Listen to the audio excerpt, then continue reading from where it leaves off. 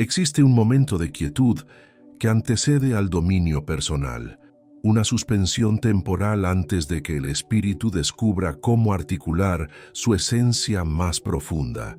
Durante esa suspensión, todas las nociones previas sobre el dominio propio se transforman en algo considerablemente más primitivo. Numerosas personas equiparan la autodisciplina con autoagresión. Pero ¿qué ocurriría si fuera realmente una modalidad de súplica espiritual? ¿Qué sucede si el desorden interno que experimentas no representa un indicador de derrota, sino de un espíritu que aún no ha descubierto cómo armonizar con su aspecto más oscuro? Reconoces esa percepción, ¿no es así? La manera en que tu expresión verbal te abandona durante los instantes más cruciales, excesivamente intensa, anhelando reconocimiento, o tan tenue que se desvanece completamente. La forma en que tus variaciones anímicas devastan tu existencia como tempestades imprevistas, abandonando fragmentos en las conexiones que procuraste salvaguardar. La manera en que los recursos económicos se filtran entre tus manos como líquido, sin importar cuánto los retengas, porque internamente no consideras merecerlos. Esta es la expulsión del espíritu fragmentado, aquel que se expresa pero permanece ignorado, el que percibe pero no logra contener, el que obtiene pero no puede aceptar.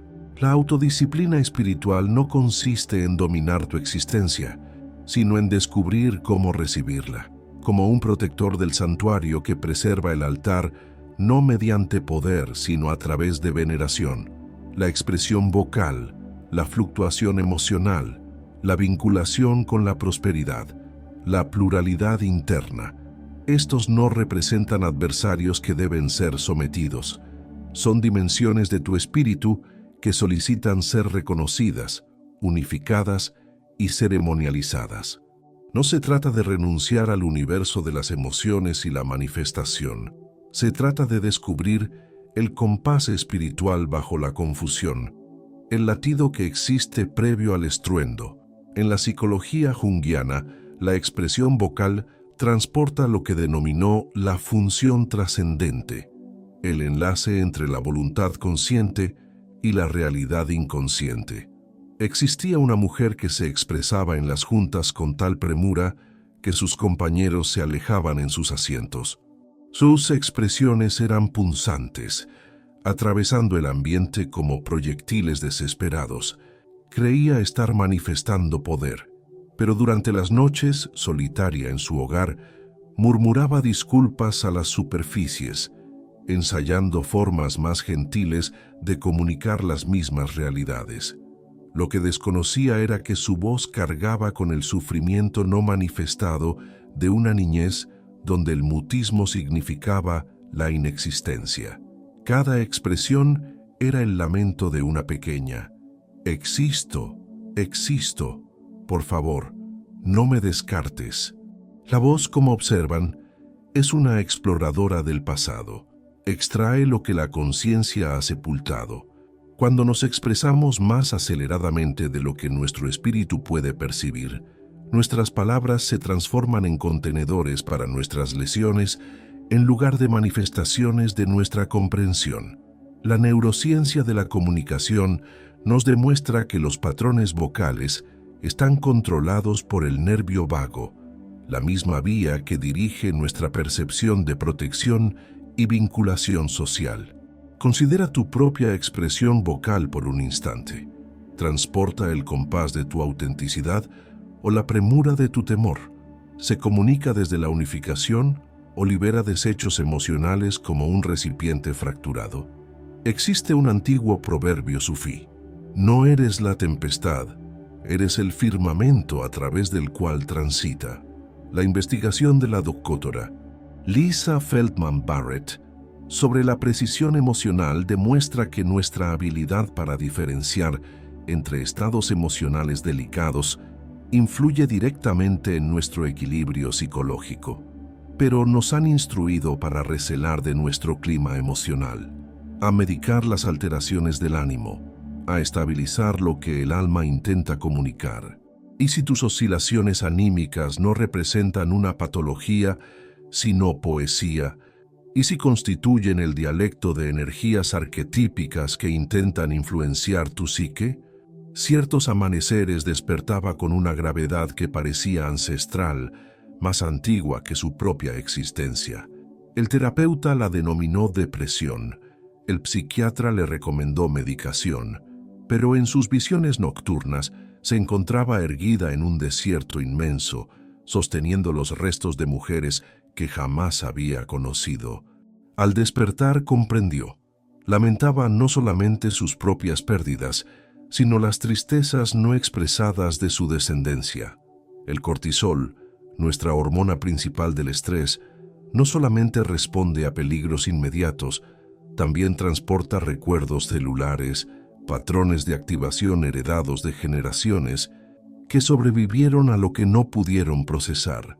Tus fluctuaciones anímicas no representan sistemas climáticos arbitrarios, son invitaciones a la unificación. La melancolía que arriba sin explicación podría ser tu alma creando espacio para algo nuevo. La cólera que se percibe desmedida podría ser tu poder auténtico, que finalmente se rehúsa a permanecer oculto. La autodisciplina espiritual con el estado anímico no significa controlar tus emociones, significa descubrir cómo ceremonializarlas, crear espacio para que se perciban, se observen y luego se liberen con ritual. En la psicología arquetípica, el dinero representa la circulación de la energía vital, nuestra capacidad de recibir y transformar energía en el plano material. Existía un hombre que podía generar ingresos como por encantamiento, pero cada moneda se le escapaba antes de poder reclamarla. Crisis tras crisis, inversión tras inversión que resultaba mal. Bromeaba diciendo que el dinero le provocaba alergia, pero por las noches soñaba con su padre, un hombre noble que tuvo 3 empleos y murió fatigado, susurrando con su último aliento: «Jamás tuve lo suficiente». El trauma de la carencia no se refiere únicamente a carecer de dinero. Se refiere a que el alma aprenda que recibir prosperidad equivale a traicionar a quienes tenían menos. Se refiere a portar la memoria celular de ancestros que equiparaban la supervivencia con el esfuerzo. Las investigaciones en economía del comportamiento demuestran que nuestras elecciones financieras son en un 95% subconscientes, dirigidas por patrones neurológicos establecidos durante nuestros primeros 7 años de existencia. La prosperidad espiritual se transforma en un pacto del alma cuando entendemos que nuestra vinculación con el dinero refleja nuestra conexión con nuestra propia energía vital. ¿Permites que la fuerza circule a través de tu ser o construyes obstáculos de indignidad que obstruyen su movimiento? La abundancia, en su significado más profundo, no es acumulación, es movimiento. Es la habilidad del alma de aceptar lo que ha invocado y convertirlo en algo que beneficie no solamente al individuo, sino a la red más extensa de la existencia. James Hillman habló de la necesidad de pluralidad del alma, el reconocimiento de que no contenemos un único yo unificado, sino múltiples subpersonalidades arquetípicas que buscan manifestación. El desorden que percibes no es confusión. Es una asamblea de voces internas que nunca se han introducido formalmente. El perfeccionista que demanda una ejecución inmaculada. El insurgente que desea destruirlo todo. El infante que solamente quiere ser abrazado. El anciano sabio que percibe la inutilidad de la batalla. En las civilizaciones ancestrales, esta pluralidad se veneraba mediante rituales, ceremonias y celebraciones estacionales, donde se dedicaba tiempo y espacio a diferentes aspectos de la comunidad y del individuo, pero nos han instruido para presentar una imagen coherente al mundo, para suprimir las partes que no coinciden con nuestra identidad. El resultado: guerra civil interna. Establecía rutinas matutinas con precisión militar y 3 días después se descubría desvelándose hasta el amanecer, pintando formas abstractas que parecían emerger de un lugar primordial en su interior.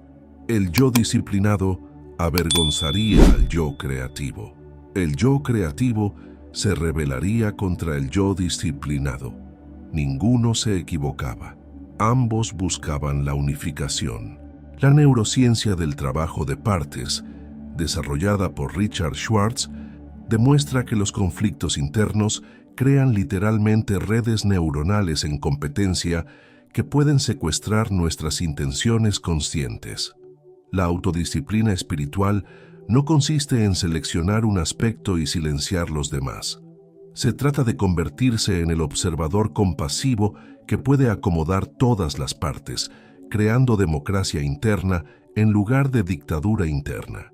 Llega un momento en el sendero de todo buscador en que las mismas estructuras que una vez lo liberaron comienzan a asfixiarlo. La meditación matutina se vuelve mecánica. La alimentación saludable se vuelve ortodoxa. Los límites se convierten en muros. La práctica espiritual se convierte en una actuación para un Dios que nunca llevaba registro. Marion Woodman escribió sobre la tiranía del perfeccionismo como una forma de anorexia espiritual, privar de alimento al alma en búsqueda de un ideal inalcanzable. Había construido la existencia perfecta. Páginas matutinas a las 5 de la mañana, batido verde, ejercicio, trabajo, práctica de gratitud por la noche, apagar las luces a las 10. Sus amigos admiraban su autodisciplina. Sus redes sociales resplandecían con citas inspiradoras y fotografías del amanecer. Pero en algún punto entre la rutina perfecta y la presentación perfecta, había perdido la capacidad de reír espontáneamente, de llorar sin vergüenza, de sentir una alegría inesperada. Un martes por la noche, se encontró de pie en su cocina, con medio litro de helado en la mano, sollozando no de tristeza, sino de alivio por la imperfección. La parte de ella que había estado hambrienta no era su cuerpo, sino su humanidad. Esta es la sombra de la autodisciplina espiritual. ¿Cómo puede transformarse en otra forma de autoabandono, disfrazada de crecimiento? El alma no desea ser optimizada, desea ser observada, no desea ser reparada, desea ser amada tal como es, en toda su desordenada magnificencia. La investigación de la doctora Kristin Neff sobre la autocompasión muestra que los perfeccionistas autocríticos, en realidad, logran menos que aquellos que se tratan con amabilidad durante los contratiempos. La autodisciplina espiritual debe incluir la disciplina de permitir la imperfección, de crear una estructura que respire, de construir altares que puedan albergar tanto la luz como la sombra, el éxito y el fracaso, la trascendencia y los propios tropiezos humanos. Carl Jung enfatizó que la transformación no ocurre en momentos dramáticos, sino en los pequeños actos repetidos que nos alinean con nuestra naturaleza más profunda. El verdadero dominio no es dominación, es la capacidad de responder en lugar de reaccionar, de elegir en lugar de ser elegido por patrones inconscientes. Es la soberanía sobre tu propio reino psíquico, no como un tirano, sino como un gobernante benévolo que entiende que el verdadero poder sirve a la vida, no al ego. El ritual no es lo que haces, sino cómo lo haces, la conciencia que aportas a los actos cotidianos que conforman una vida. En la tradición de la espiritualidad encarnada, las prácticas diarias se convierten en lo que Thomas Keating llamó oraciones activas, acciones físicas que alinean el sistema nervioso con la intención espiritual. Comenzaba cada mañana no con afirmaciones, sino con una sola pregunta susurrada al silencio: ¿qué desean hacer hoy a través de mí? Entonces se encendía una vela, no por ninguna deidad, sino por la parte anónima de sí misma que había esperado toda la noche ser recordada.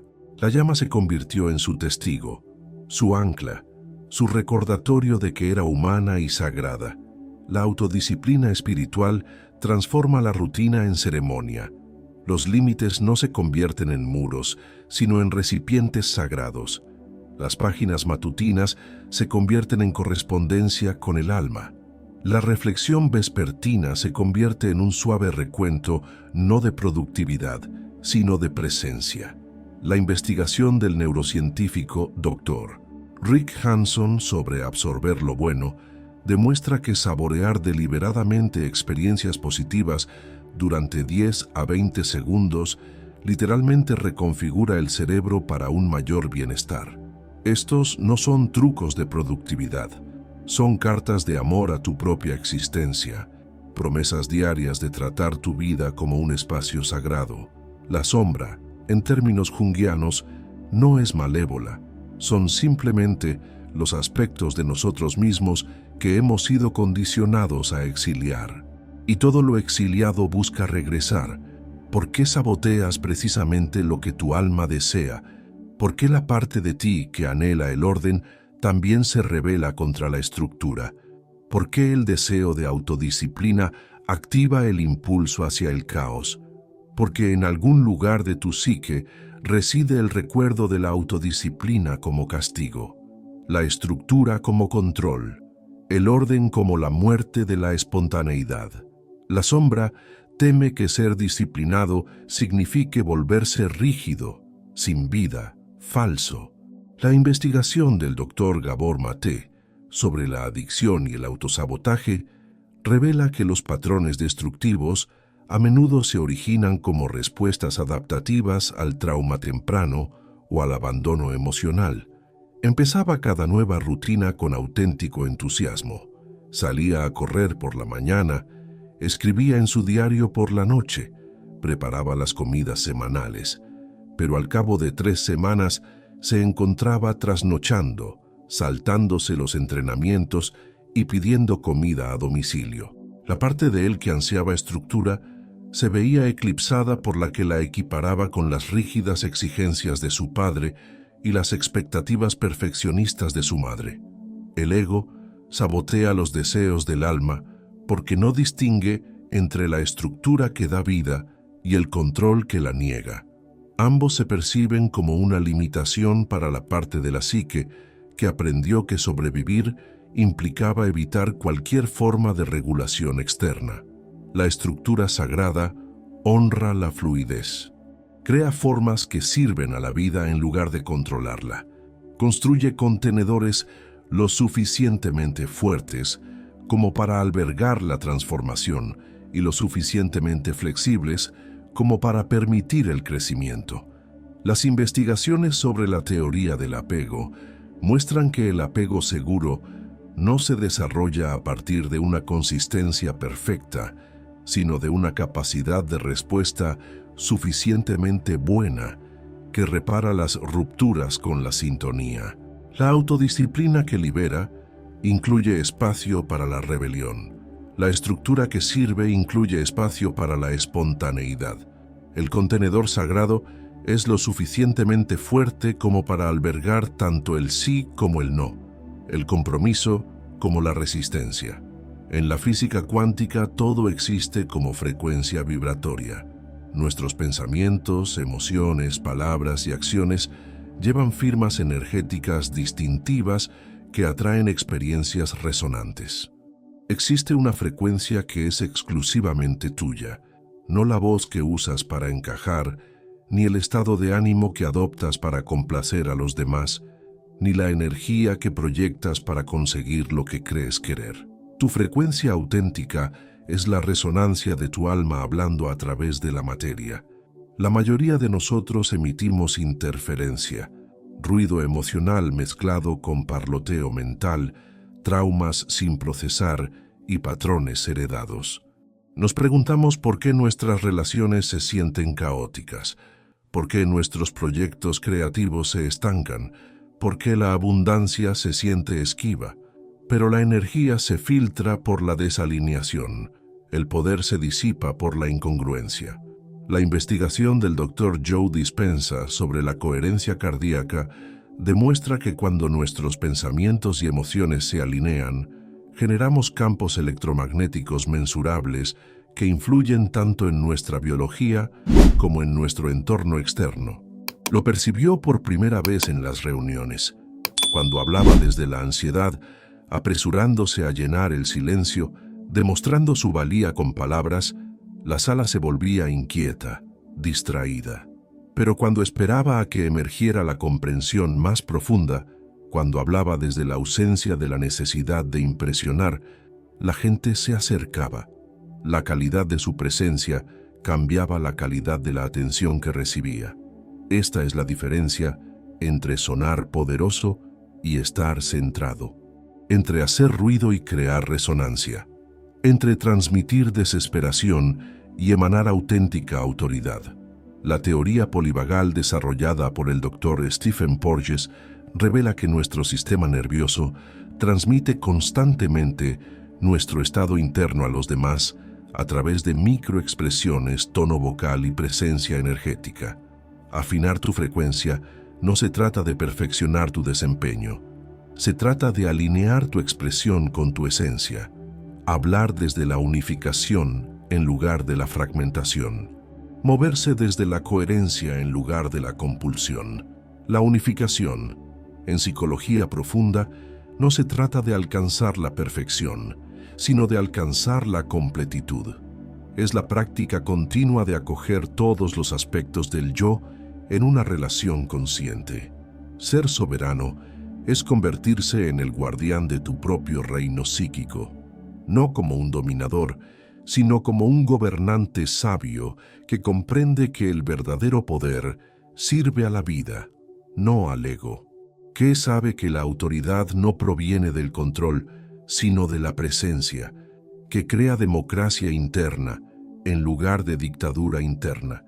La persona unificada no elimina su sombra, sino que dialoga con ella. No reprime sus emociones, sino que las ceremonializa. No controla sus pensamientos, sino que los observa con compasión. La investigación del Dr. Daniel Siegel sobre la visión mental demuestra que la capacidad de observar nuestros propios estados mentales con curiosidad en lugar de juzgar cambia literalmente la estructura de nuestro cerebro, aumentando la unificación neuronal y la regulación emocional. Existía un hombre que pasó años intentando eliminar su cólera. Meditación, terapia, evasión espiritual, cualquier cosa para evitar la rabia que sentía demasiado peligrosa, demasiado destructiva. Pero la cólera no desapareció. Se ocultó, emergiendo como agresión pasiva, fatiga crónica y una depresión que parecía un manto gris sobre su vida. La transformación no llegó cuando eliminó la cólera, sino cuando aprendió a venerarla, a reconocerla como la guardiana de sus límites, la protectora de su auténtico poder. Creó un espacio ritual para que la cólera expresara su verdad, para que fuera presenciada sin ser manifestada inconscientemente. Rumi escribió: no intentes deshacerte del dolor. Úsalo como un puente para conectarte con lo sagrado que hay en ti. La soberanía emocional no se trata de control emocional, se trata de unificación emocional. Crear una relación consciente con todas las energías que recorren tu psique. Ser lo suficientemente amplio como para albergar la contradicción, lo suficientemente complejo como para aceptar la paradoja. ¿Reconoces esto, verdad? La forma en que tu voz a veces transmite verdad y a veces delata desesperación. La forma en que tus estados de ánimo fluyen como las mareas del océano, fuera de tu control, pero no de tu comprensión. La forma en que la abundancia se siente a la vez posible y prohibida, como si recibir demasiado violara un antiguo pacto con la lucha. El Dr. Carl Jung dijo: todo lo que nos irrita de los demás puede llevarnos a comprendernos a nosotros mismos, pero lo contrario también es cierto. Todo lo que reconocemos en los demás refleja algo en nuestro interior que busca unificarse. Quizás hayas experimentado la autodisciplina antes. Quizás te pareció una violencia contra tu espontaneidad, un castigo a tu humanidad. Quizás has oscilado entre el control rígido y el caos absoluto, sin encontrar nunca el punto medio que venera tanto la estructura como la fluidez. No se trata de hacerlo correctamente, se trata de hacerlo consciente, de pasar de patrones inconscientes a decisiones conscientes, de transformar la autodisciplina de una imposición externa a un ritmo interno. La palabra sánscrita dharma no se traduce como deber ni obligación, significa lo que sustenta. Tu dharma es la forma única en que tu alma elige servir a la vida, tu voz, tu estado de ánimo, tu relación con la abundancia, tu pluralidad interior. No son problemas que resolver, son instrumentos que afinar, aspectos de tu alma que buscan expresión consciente, invitaciones a la unificación. Antes de dormir esta noche, antes de que los sueños te lleven al reino eterno, donde las almas negocian con el inconsciente, intenta esto. Coloca tu mano sobre tu corazón y pregunta, no, ¿qué necesito controlar mañana? Sino, ¿qué desea ser venerado mañana? No escuches con la mente, sino con la inteligencia más profunda que subyace a tu pensamiento. La misma inteligencia que te hace crecer el pelo, te late el corazón y te hace soñar sin esfuerzo consciente. En la tradición de Hildegarda de Bingen, la mística del siglo XII, cada aspecto de la creación lleva viriditas, la energía vital verde que busca expresarse a través de la materia. Escribe 3 palabras en un papel, no metas ni afirmaciones, sino cualidades que quieres encarnar, no lo que quieres lograr, sino en quién quieres convertirte en el proceso de la vida. Que estas palabras sean tu altar, tu recordatorio, tu suave retorno al centro cuando surja el caos. No se trata de perfección, se trata de presencia, se trata de tratar tu vida como un espacio sagrado y tus decisiones diarias como actos de devoción. La autodisciplina espiritual no es lo que te infliges a ti mismo, es lo que ofreces a tu alma. Joseph Campbell describió el viaje del héroe como el patrón arquetípico de abandonar lo familiar, encontrarse con lo desconocido y regresar transformado. Pero el viaje más profundo no ocurre en los reinos míticos, sino en los momentos cotidianos, donde elegimos la conciencia sobre la inconsciencia. Cuando armonizas tu voz, no la silencias, sino que la sintonizas con su sabiduría más profunda. Cuando trabajas con tus estados de ánimo, no los reprimes, sino que los transformas en poesía. Cuando creas una relación sagrada con la abundancia, no la aferras, sino que te conviertes en un conducto para su circulación. Cuando unificas tu caos interior, no lo eliminas, sino que lo orquestas en una sinfonía.